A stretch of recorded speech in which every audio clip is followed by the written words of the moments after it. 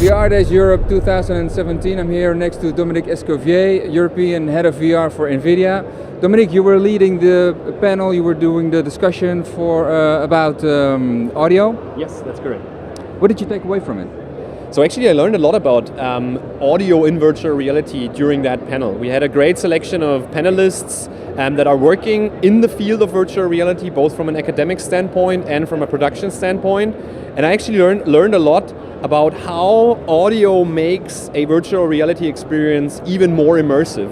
Because one of the famous quotes from Michael Abresch, who's chief scientist at Oculus, he said that audio in VR, it's not an addition, it's actually a multiplicator. And I totally agree, because if you want to have a really immersive experience, audio is a big part of that. Can you explain a little bit more why that is so super important? It's super important because the eyes and the ears are our main organs, our main senses to judge reality.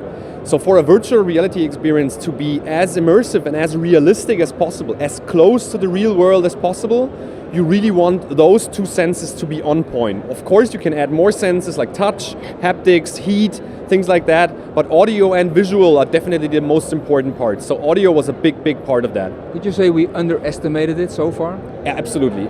Everybody's underestimating audio so far. I'm working at Nvidia, which is a visual computing company, but even we are aware that audio has to be on point so that people really have a really good virtual reality experience. And the underestimation actually goes pretty far. So many things that I see, virtual reality experiences, they care about the visual side, but they lack resources on the audio side.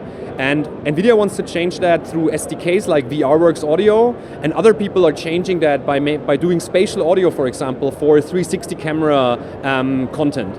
So as you're doing a video that's 360 where you can look all around, you also want the sound to follow when you are looking around. And you can even do crazy things like cueing the viewer. So essentially, he hears something coming from his right side, he's going to turn his head, and suddenly this is a way how a director in 360 content can focus the viewer on a particular scene, which is a pretty powerful tool for directing these kind of videos. Are we already there? Is the technique there? Is the theory there? We are not quite there yet in terms of audio, so we really need to advance all parts of the pipeline, from the recording to the mixing to the final display or playback for virtual reality. So there's a couple of companies really doing pioneer work for audio. Like, for example, they are capturing sound exactly like a human would perceive it, and then they have a 360 audio setup that essentially plays it back the way you are expecting it to. And one of the things that I saw here at the Creative Audio afternoon at VR Days is actually a setup where you have a virtual reality headset on, there's speakers all around you, and the sound actually follows the motion of your head, which is a really great experience that I got here at VR Days Europe.